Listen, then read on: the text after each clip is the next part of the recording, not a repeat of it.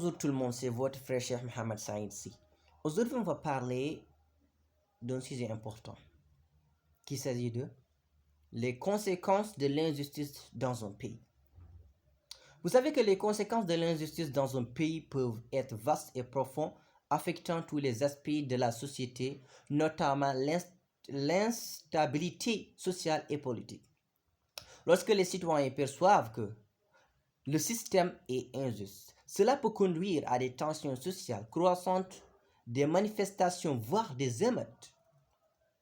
Une gouvernance injuste peut également alimenter le mécontentement populaire et la polarisation politique.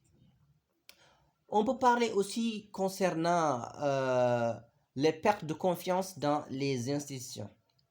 Lorsque les institutions publiques comme le système judiciaire, la police ou le gouvernement sont perçues comme étant injustes, la confiance du public envers ces institutions diminue. Cela peut entraîner des engagements civiques, une montée du cynisme ou une perte de légitimité des autorités.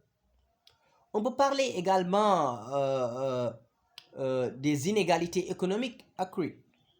L'injustice peut se manifester par des inégalités économiques et sociales croissantes. Par exemple, lorsque les riches et les puissants bénéficient de traitements préférentiels par rapport aux pauvres et aux marginalisés, cela peut creuser davantage le fossé entre les différentes classes sociales.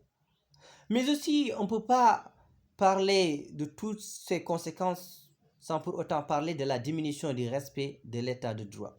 Lorsque les lois ne sont pas appliquées de manière équitable et cohérente, cela chape le respect de l'état de droit. Les individus peuvent être incités à prendre la loi entre leurs mains, ce qui peut entraîner un climat d'insécurité et d'incertitude juridique. La dégradation de la qualité de vie.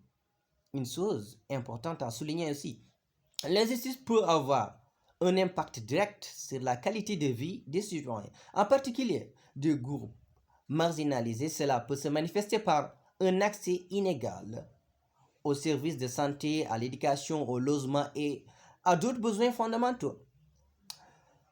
Le ralentissement du développement économique. Lorsque l'injustice règne, elle peut dissuader les investissements, tant nationaux qu'étrangers. Les entreprises peuvent craindre l'instabilité politique et sociale, cela qui peut entraver la croissance économique et le développement à long terme du pays.